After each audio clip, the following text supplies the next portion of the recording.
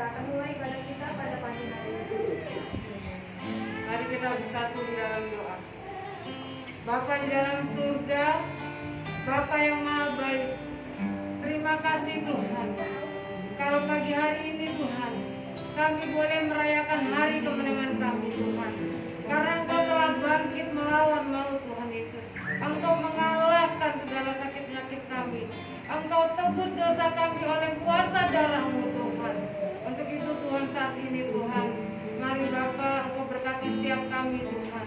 Engkau urapi setiap kami Tuhan. Kami akan memuji, kami akan menyembah-Mu lebih lagi Tuhan. Kami akan memberikan yang terbaik Tuhan Yesus. Terima kasih Bapa. Kami akan mulai ibadah ini Tuhan. Terima kasih Tuhan Yesus. Haleluya. Amin. Sama-sama kami persilakan untuk bangkit berdiri. Kita angkat satu pujian karya sebesar.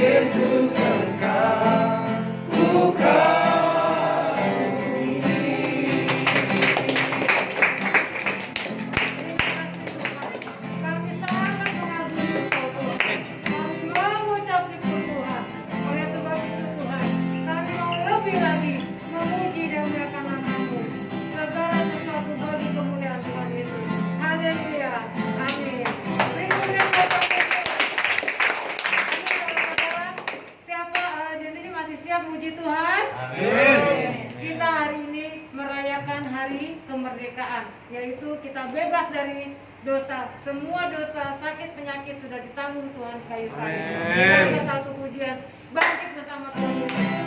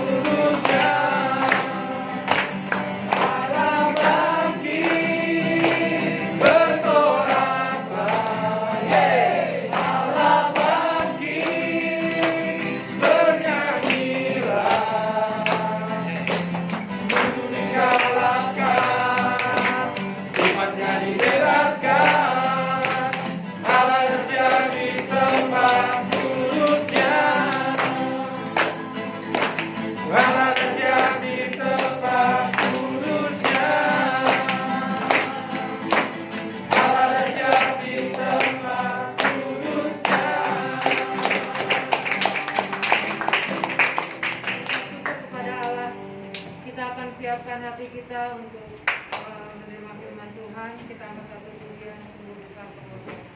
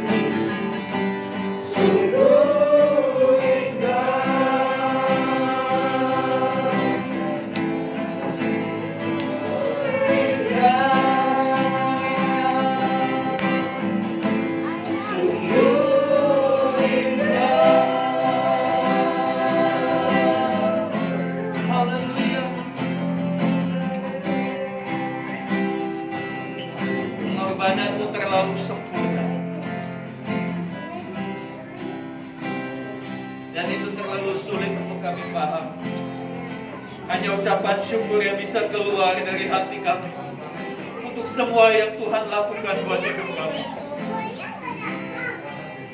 Terima kasih Tuhan. Bahkan lebih daripada itu, bukan hanya Kau menyelesaikan masalah dosa kami, tetapi Tuhan juga merancangkan kami masa depan yang penuh pengharapan, masa depan yang penuh dengan kemenangan. Melalui kebangkitan-Mu menjadi satu jaminan bahwa kami akan mengalami hal-hal yang indah bersama dengan Tuhan. Sebab itu biarlah kami semakin mempercayakan hidup kami kepada-Mu ya Tuhan. Kami tidak akan ada artinya tanpa Tuhan. Tidak ada satupun yang bisa kami lakukan tanpa Tuhan menyertai kami. Sebab itu berbicaralah, ingatkan kami kembali, sadarkan kami, buat kami mengerti betapa kebangkitan-Mu mengerjakan sesuatu yang ajaib dalam hidup kami. Terima kasih Tuhan. Dalam nama Tuhan Yesus, dibuka hati kami untuk firman Tuhan. Haleluya. Amin. Silakan duduk Bapak Ibu Saudara. Ya, puji Tuhan Bapak Ibu.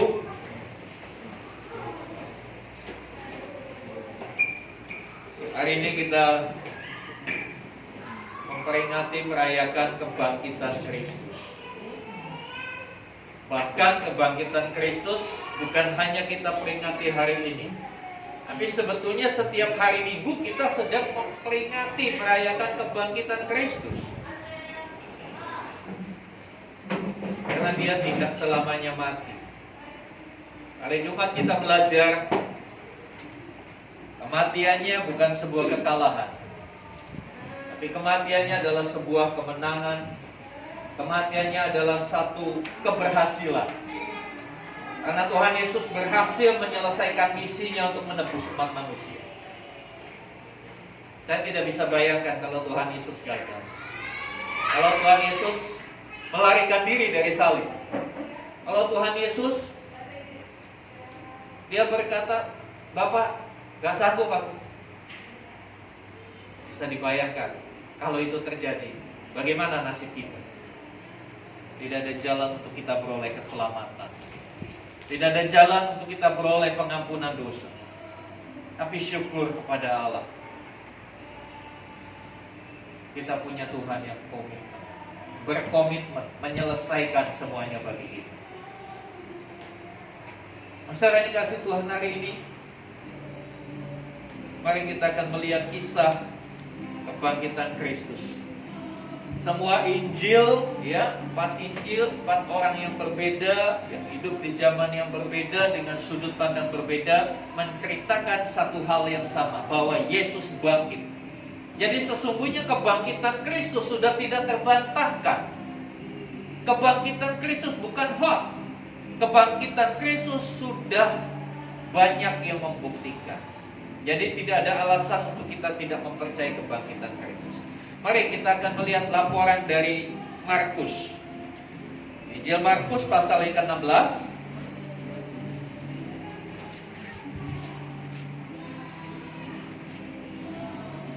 Markus pasal yang ke-16, ya.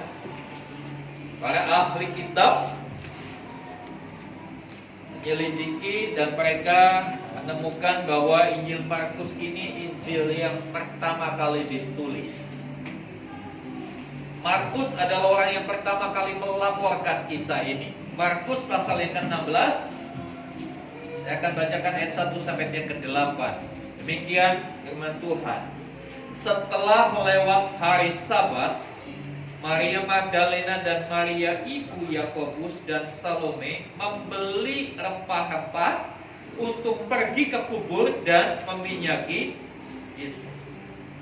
Dan pagi-pagi benar pada hari pertama minggu itu, setelah matahari terbit, pergilah mereka ke kubur. Mereka berkata seorang kepada yang lain, siapa yang akan menggulingkan batu itu bagi kita dari pintu kubur? Tetapi ketika mereka melihat dari dekat, tampaklah batu yang memang sangat besar itu sudah terguling. Lalu mereka masuk ke dalam kubur. Dan mereka melihat seorang muda yang memakai jubah putih duduk di sebelah kanan. Mereka pun sangat terkejut. Tetapi orang muda itu berkata kepada mereka, "Jangan takut. Kamu mencari Yesus orang Nazaret yang disalibkan itu? Ia telah bangkit. Ia tidak ada di sini. Lihatlah, inilah tempat mereka membaringkan dia. Tetapi sekarang pergilah, katakanlah kepada murid-muridnya dan kepada Petrus, ia mendahului kamu ke Galilea. Di sana kamu akan melihat dia seperti yang sudah dikatakannya kepada kamu." Lalu mereka keluar dan lari meninggalkan kubur itu, sebab gentar dan dahsyat menimpa mereka. Mereka tidak mengatakan apa-apa kepada siapapun juga karena takut. Dengan singkat mereka sampaikan semua pesan itu kepada Petrus dan teman-temannya. Sesudah itu Yesus sendiri dengan perantara murid-muridnya memberitakan dari timur ke barat berita yang kudus dan tidak terbinasakan tentang keselamatan yang kekal. Saudara yang dikasihi Tuhan, ada kisah menarik dalam kebangkitan Kristus. Ya, ketika kita melihat Alkitab ini ditulis dalam konteks budaya orang Yahudi. Mungkin berbeda dengan zaman kita sekarang. Kita kalau habis pemakaman ya udah selesai gitu kan. Paling berapa waktu kemudian kita lihat makamnya, kita rapi-rapihin begitu. Tapi kuburnya saja berbeda. Kubur mereka dengan kubur kita itu berbeda. Kubur kita tanah digali, jenazah dimasukkan dalam peti, kemudian ditimbun. Nah, atasnya orang bikin macam-macam lah. Ya bikin ada yang sederhana, hanya nisan sebesar mimbar ini, ada lagi yang dibikin besar dan lain sebagainya. Tapi kubur dalam budaya pada waktu itu, budaya Israel pada waktu itu sebuah gua, ya, batu. Ya. Geografis Israel itu perbukitan berbatu-batu.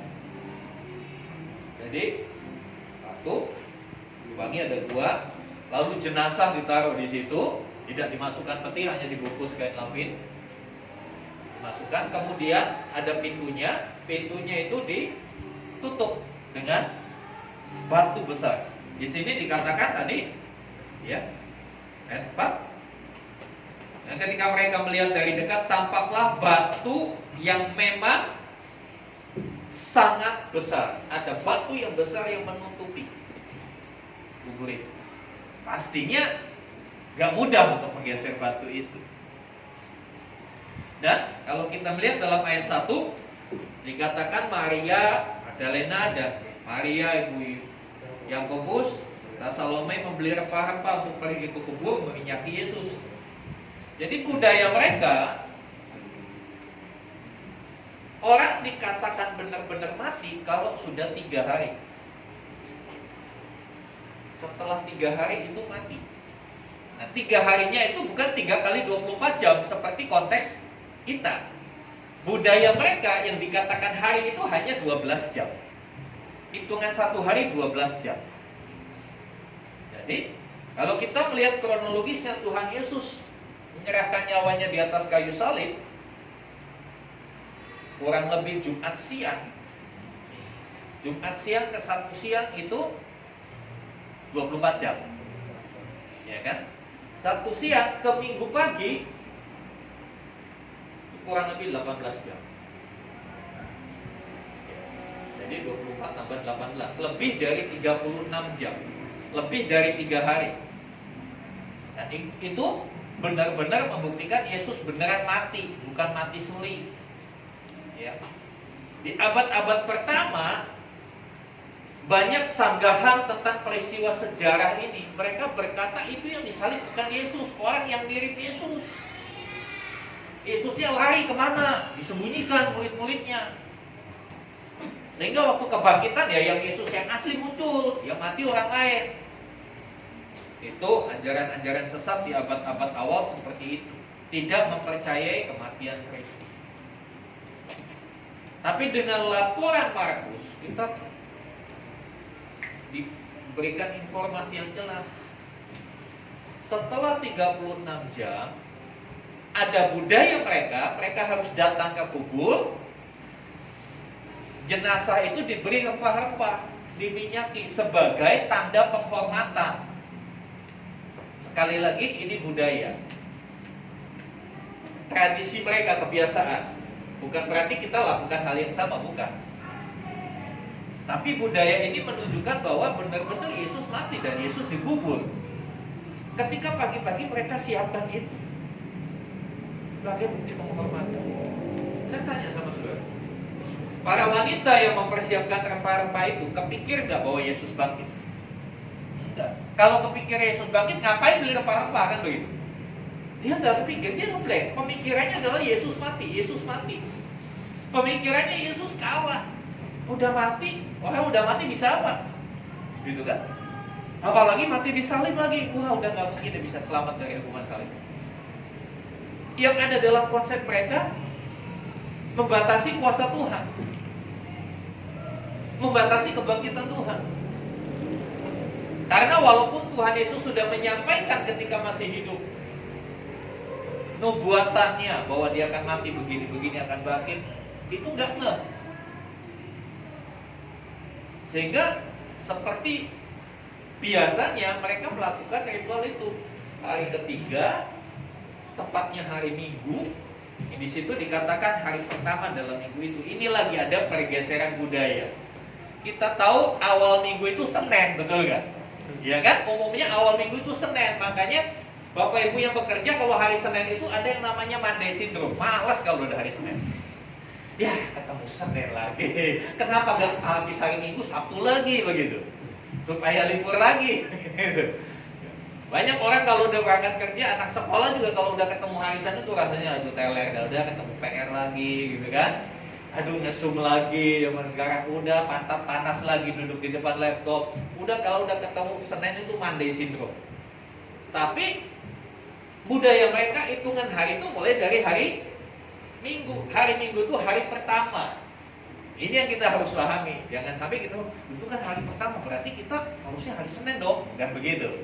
Sekali lagi, Alkitab ditulis dalam budaya yang kurang lebih 2000 tahun yang lalu. Kita hidup di sekarang, itu berbeda. Ada istilah-istilah, ada pemakaian kata-kata yang sulit kita mengerti. Karena memang seperti saya katakan, ada istilah-istilah yang kita tidak familiar, tidak biasa. Tidak biasa, kita nggak ngerti. Sama seperti kita zaman sekarang aja kan, kalau nulis WA suka pakai singkatan. Betul nggak? Contoh singkatan SY apa? Oh kan pintar ya kan? Padahal nggak pernah tanya. Kok bisa tahu SY saya? SY saya. MKN? Apa MKN?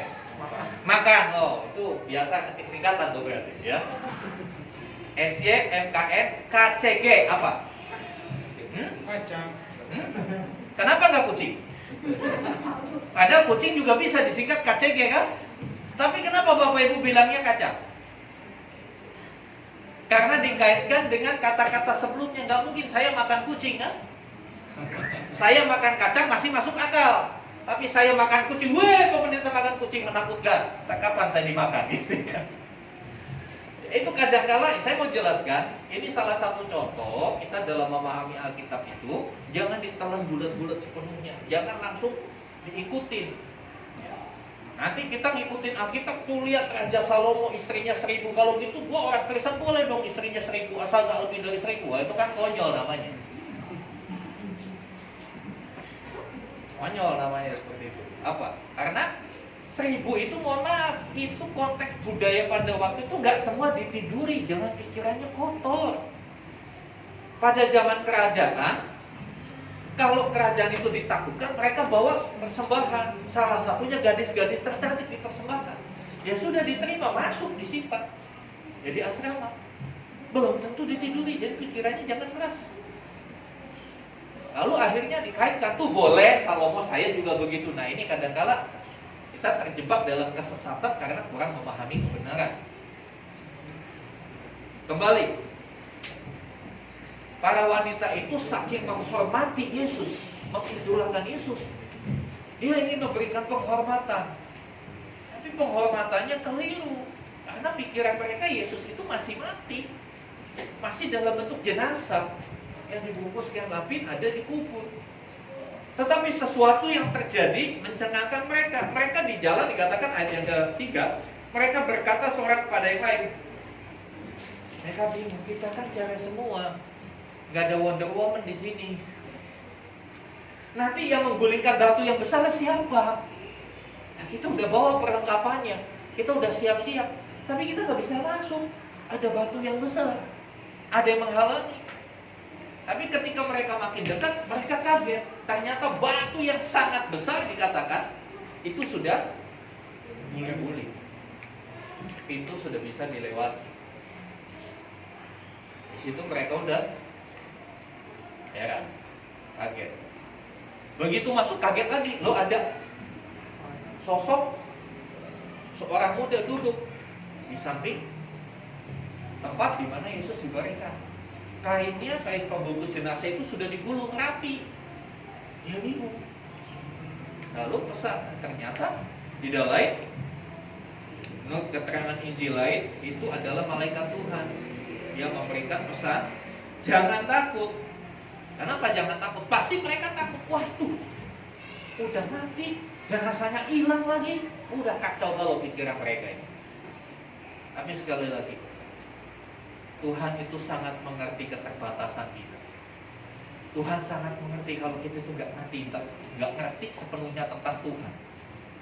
Ketika mereka ketakutan, galau, bingung,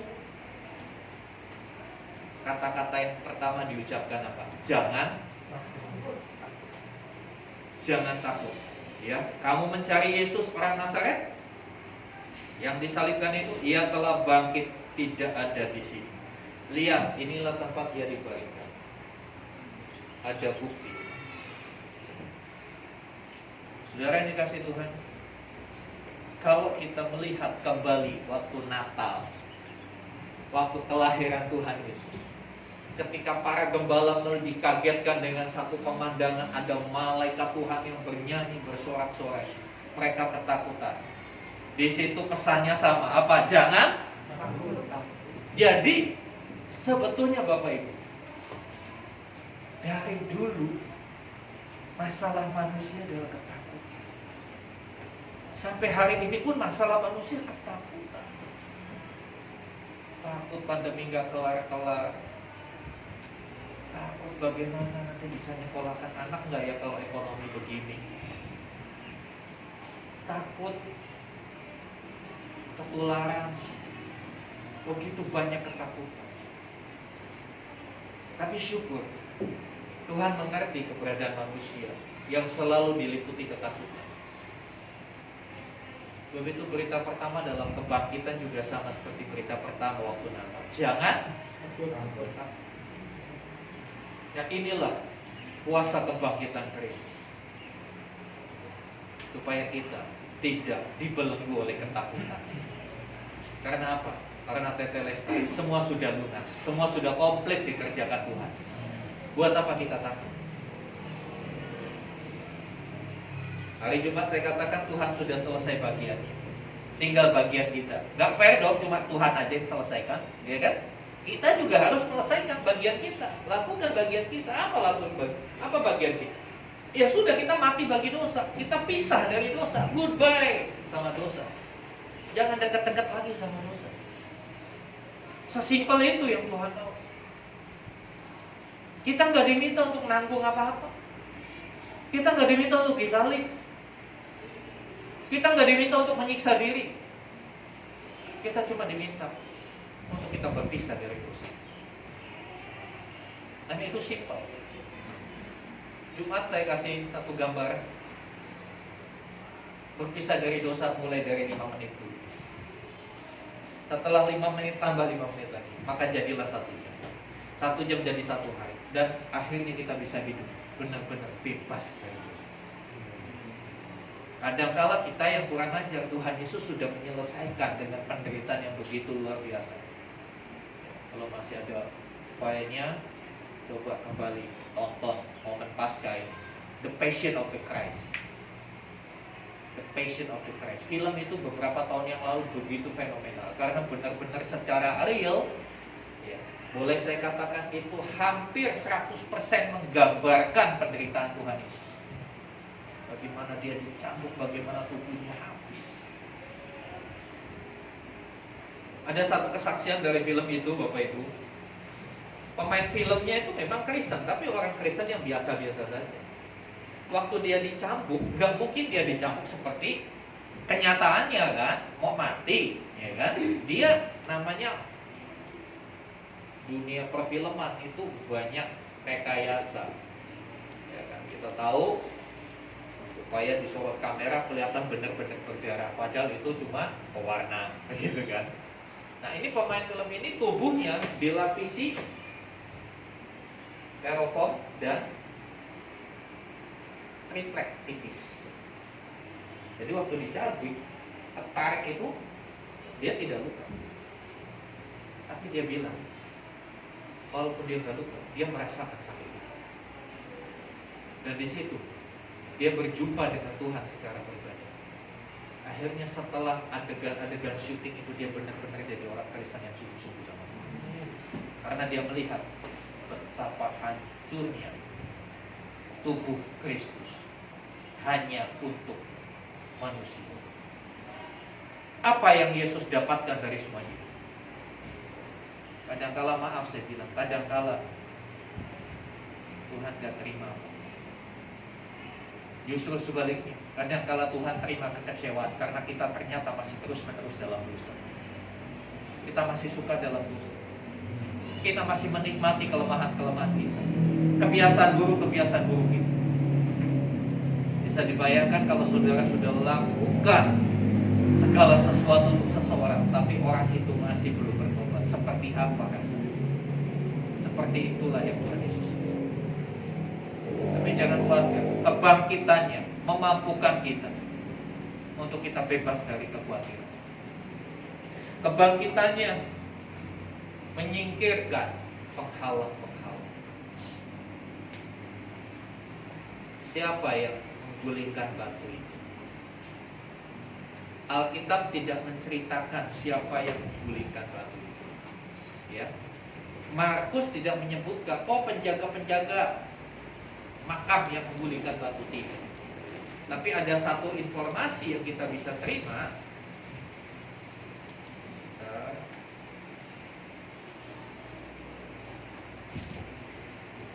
Di dalam, mari saya coba lihat di dalam Injil yang lain.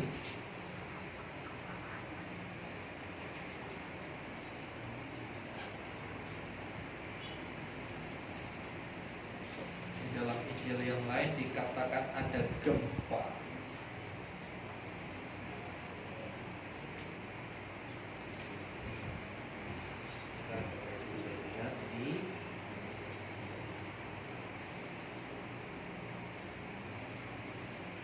Matius pasal 28. Ternyata batu itu digulingkan bukan karena kekuatan manusia, tapi inilah kuasa kebangkitan itu. Matius 28 ayat 2. Maka terjadilah gempa bumi yang hebat, sebab seorang malaikat Tuhan turun dari langit dan datang ke batu itu dan menggulingkannya lalu duduk di atas. Ada malaikat yang diutus Tuhan dengan didahului dengan satu fenomena alam gempa sehingga batu itu berguling. Ini berbicara satu hal, bahwasanya kuasa kebangkitannya, kuasa Kristus yang telah bangkit itu, yang mampu menggulingkan setiap penghalang-penghalang untuk kita dekat dengan Tuhan. Kuasa kebangkitannya menyingkirkan penghalang-penghalang. Apa yang menghalangi kita dengan Tuhan? Yang pertama dosa. Karena surat kitab Yesaya mengatakan, ia menjadi pemisah antara kamu dan Allah adalah segala dosamu. Apa yang menjadi penghalang untuk kita bisa mengerti kehendak Tuhan? Pikiran kita yang belum mau berubah. Pola pikir kita yang salah. Sebetulnya kebangkitan Tuhan ini kan sudah berulang kali Tuhan sampaikan kepada murid-muridnya ketika dia masih ada bersama dengan murid-muridnya. Tapi sepertinya ada sesuatu yang menghalangi pikiran mereka. Bahkan beberapa minggu yang lalu kita udah belajar, Petrus sendiri orang yang cukup dekat, boleh dibilang ring pertamanya Tuhan Yesus. Ketika Tuhan Yesus cerita bahwa dia akan mati, disalibkan, Petrus sendiri bilang, jangan Tuhan, gak bisa, itu gak boleh terjadi. Pola pikirnya gak bisa ngerti. Kadangkala cara berpikir kita, konsep berpikir kita itu menjadi penghalang untuk kita dekat dengan Tuhan, untuk kita bisa mengalami kebangkitan bersama dengan Kristus, kebangkitan iman kita. Kita berpikir masih pakai cara dunia, yaitu apa? Penuh dengan khawatir. Pola pikir dunia, kalau saya ditipu, saya harus balas. Enak aja dia nipu, bukan sekali dua kali, dia terus-terusan, ya saya harus balas, nggak bisa dibiarkan. Jadi kadang-kadang pola pikir dunia seperti itu. Nah, itu tanpa kita sadar itu seperti batu besar yang menghalangi kita untuk melihat bahwa ada kebangkitan di sana. Kalau batu itu gak terguling, orang-orang gak bisa tahu bahwa Yesus sudah bangkit, betul? Dia harus lihat dulu ke dalam kubur, oh Yesus sudah gak ada, berarti dia bangkit. Ketika tertutup, kabar kebangkitan Kristus bukan menjadi sebuah kebenaran karena tertutup. Makanya banyak orang tidak percaya kebangkitan Kristus karena pemikirannya masih tertutup. Masih ada penghalang yang membuat dia tidak mempercayai itu. Tapi kebangkitannya bukan manusia yang menggeser itu. Bukan manusia yang menggeser batu itu, tapi kuasa Tuhan yang menggeser batu itu. Itulah kuasa kebangkitan. Mari kita rindukan setiap penghalang-penghalang kita untuk kenal lebih dekat dengan Tuhan, penghalang-penghalang untuk kemajuan rohani kita lebih. Mari di momen Paskah ini kita berseru, biar Tuhan gulingkan batu dan kita bisa melihat bahwa Yesus sudah bangkit. Pemikiran-pemikiran kita, dosa-dosa kita, kebiasaan-kebiasaan buruk kita, akar pahit yang masih kita simpan, kita belum bisa mengampuni, biar itu diruntuhkan hari ini sama Tuhan. Karena kuasa kebangkitan Tuhan sanggup menggulingkan batu besar, sanggup menggulingkan setiap penghalang dalam hidup kita, termasuk sakit penyakit. Kadangkala ada orang-orang karena sakit penyakitnya, dia lebih fokus kepada sakit penyakit. Dia tidak melihat bahwa Tuhan yang sanggup menyembuhkan. Yang dia pikir, bagaimana saya sakit ini, bagaimana sakit. Ya terus menerus dia sakit. Tapi mari pandang Kristus yang sudah bangkit. Dan dia menyelesaikan semuanya dengan tuntas. Tidak ada tersisa. Dia tidak menyisa. Saudara yang dikasih Tuhan, selanjutnya kuasa kebangkitan itu mendatangkan damai sejahtera. Rasul Yohanes dalam Yohanes pasal yang ke-20 ayat 19. Yohanes 20 ayat 19. Ya, masih di hari Paskah itu, hari kebangkitan itu tadi pagi yang disampaikan, yang dilaporkan oleh Markus itu pagi harinya. Mereka menemukan fakta Yesus bangkit. Malam harinya, ayat 19, Yohanes 20:19, ketika hari sudah malam pada hari pertama minggu itu, berkumpullah murid-murid Yesus di suatu tempat dengan pintu-pintu yang terkunci karena mereka takut. Nah, mereka masih takut. Pagi sudah dengar berita dari perempuan-perempuan itu bahwa Yesus sudah gak ada, Yesus bangkit, tapi mereka masih takut. Nah, inilah kadang-kala, mohon maaf, dableknya manusia. Sudah disampaikan firman Tuhan, masih gak mau percaya. Ya. Pada waktu itu datanglah Yesus dan berdiri di tengah-tengah mereka dan berkata, damai sejahtera bagi kami. Ayat 20, dan sesudah berkata demikian, ia menunjukkan tangannya dan lambungnya kepada mereka, bekas lukanya maksudnya. Murid-murid itu bersukacita ketika mereka melihat Tuhan. Ayat 21, maka kata Yesus sekali lagi, damai sejahtera bagi kamu. Ada tanda seru. Berarti ini ada satu penegasan yang Tuhan katakan. Kuasa kebangkitan itu mendatangkan damai sejahtera buat kita. Karena apa? Karena karya salib Kristus. Yang pertama, mendamaikan kita dengan Allah. Kita yang tadinya jadi musuh Allah diperdamaikan. Nah, selanjutnya sama seperti Bapa mengutus aku, demikian juga sekarang aku mengutus kamu. Saudara yang dikasih Tuhan, dunia sedang krisis damai. Ya, negara-negara kuat sedang berlomba untuk saling menghancurkan. Dari segi ekonomi, dari segi militer, mereka sedang berlomba saling menghancurkan. Dunia perlu damai. Dan damai itu hanya terjadi karena dia sudah bangkit. Kuasa kebangkitannya mendatangkan damai buat kita. Setelah kita hidup berdamai dengan Allah, selanjutnya Tuhan mau kita hidup berdamai dengan sesama kita. Jadi lepaskanlah pengampunan sebagaimana Tuhan telah mengampuni kita. Saudara yang dikasih Tuhan, ayat itu selanjutnya berkata 22 ayat 21 bagian B. Setelah Tuhan Yesus tegaskan kembali damai sejahtera bagi kamu, dia katakan, sama seperti Bapa mengutus aku, demikian juga sekarang aku mengutus kamu. Kuasa kebangkitannya itu memberikan kita tanggung jawab. Tanggung jawabnya apa? Selain tanggung jawab untuk hidup dalam damai sejahtera dengan Allah, artinya hidup bebas dari dosa, tapi tanggung jawab itu adalah untuk kita menjadi saksi Kristus, untuk kita memberitakan Kristus, karyanya buat umat manusia. Sekali lagi saya perlu garis bawahi, ya, dulu sebelum pandemi kalau ada kebaktian, ada di bawahnya, hadirilah kebaktian ini, pendeta ini, lalu di bawahnya apa? Untuk kalangan sendiri, betul kan? Untuk kalangan sendiri. Saya mau kasih tahu, Tuhan Yesus mati bukan untuk kalangan sendiri. Tuhan Yesus mati untuk semua umat manusia. Tuhan Yesus bukan hanya mati bukan buat orang Kristen, tapi Tuhan Yesus mati untuk semua manusia yang berdosa. Masalahnya, apakah ada manusia yang tidak berdosa? Tidak ada. Berarti untuk semua manusia dia sudah mati. Dan tawaran keselamatan itu disampaikan kepada semua manusia. Tidak terbatas orang Yahudi, tidak terbatas orang Eropa, tidak terbatas orang Chinese, tidak terbatas orang Kristen.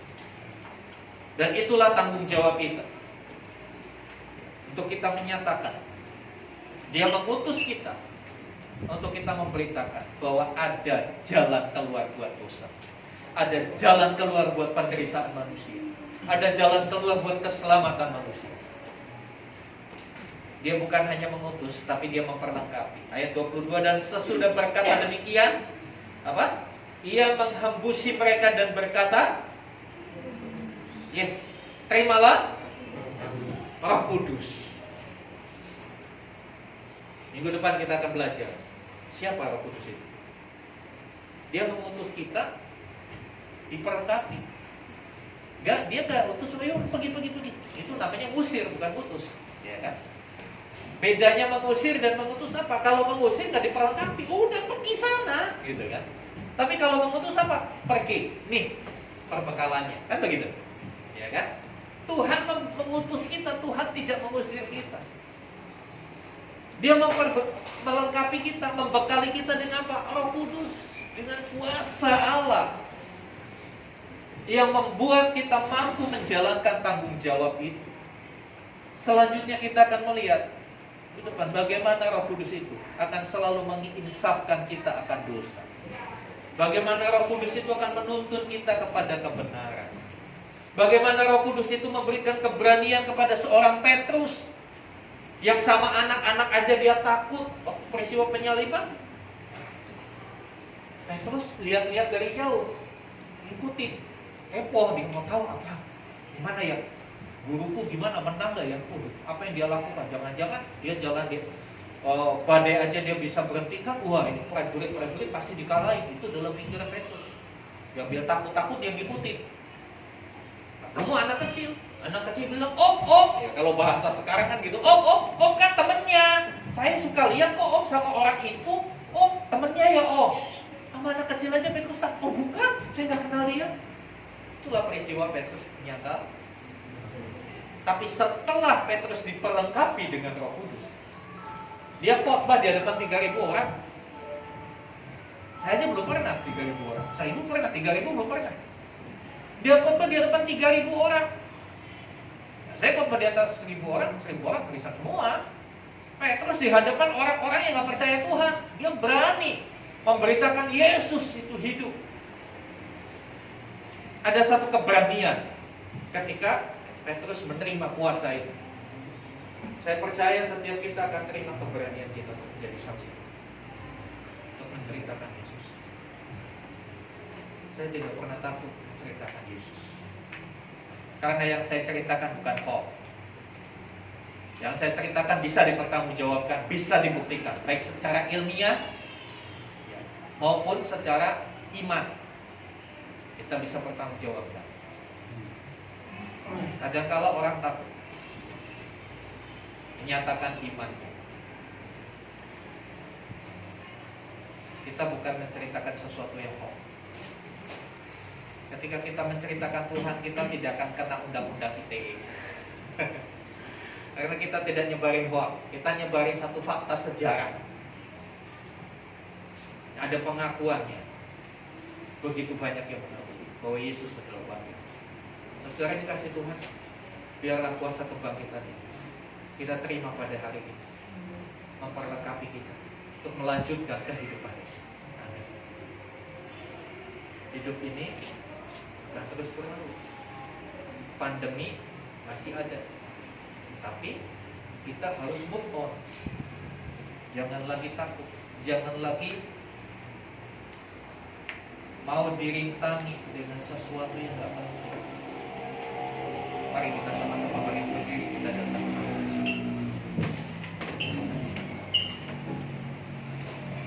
Haleluya.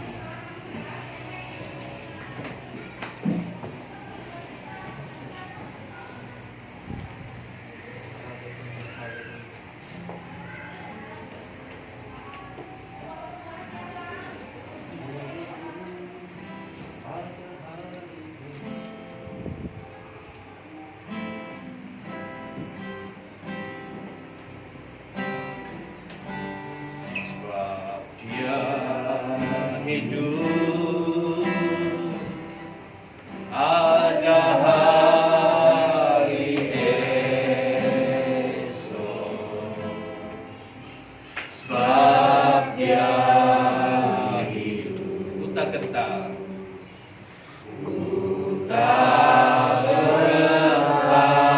karena ku tahu, dia pegang hari esok.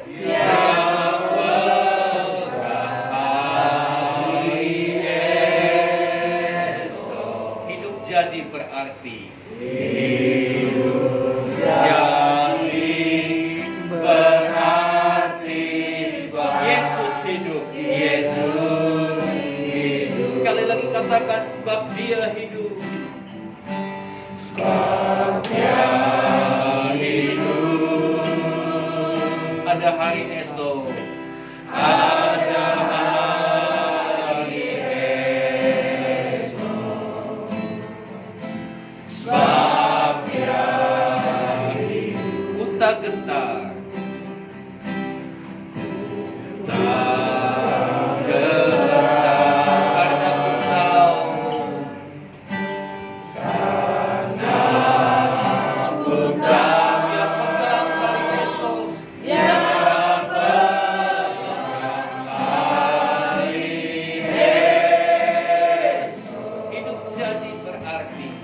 Hidup jadi berarti, sebab Yesus hidup. Biar musik melantunkan pujian ini.